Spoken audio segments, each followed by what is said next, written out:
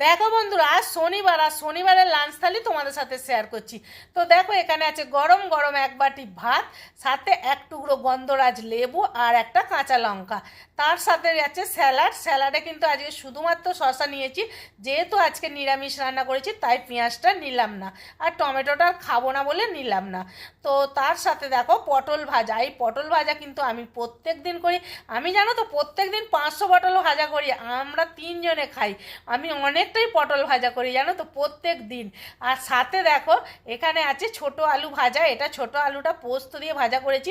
নিরামিষ দিনে এই ছোট আলু ভাজা পোস্ত দিয়ে বেশ ভালো লাগে। আর কিন্তু একটা নতুন তরকারি করেছি, এটা কে কে খাও বলো তো, ফুরুলি আলুর তরকারি। তো এটা দেখো, ছোট আলুগুলো গোটা গোটা সিদ্ধ করে নিয়েছিলাম, নিয়ে আর ফুরুলি দিয়ে তরকারি করেছি। আর ফুরুলিগুলো না পুরো নরম পান্তুয়ার মতো হয়ে গেছে, বেশ সুন্দর। আর এইটা দেখো, খেতে কিন্তু নিরামিষ বেশ ভালোই লাগে। আর নিরামিষ বলে না, একটু পাতলা পাতলা ঝোল হয়েছে। যেহেতু আমি পাতলা ঝোল আমরা খুব একটা খাই না, আমরা একটু বেশ অনেকটা পেঁয়াজ দিয়ে ভালো করে করি। আর আজকে যেহেতু নিরামিষ, তাই পাতলা পাতলা ঝোলটা হয়েছে। আজকে কিন্তু আমি ডাল করিনি, তার জন্য নিয়ে নিয়েছি এক বাটি টক দই। আর যেদিনে না ডাল হয় সেদিনে তো আমাদের টক দই থাকেই।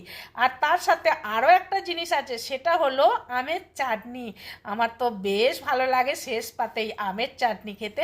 তো যাই হোক, এটাই ছিল আমার লাঞ্চ মেনু। আমার লাঞ্চ মেনু তোমাদের কেমন লাগলো অবশ্যই কমেন্টে জানাবে।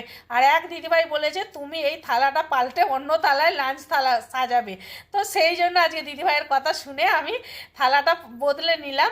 তো কি করবো বলো, থালা কি করে বদলাবো? আমি যেটা ভাত খাই আমি তো সেটাতেই নেব। যাই হোক, দিদিভাইয়ের কথা শুনে আমি থালাটা বদলে নিলাম। চলো টাটা, সবাই ভালো থেকো, সুস্থ থেকো।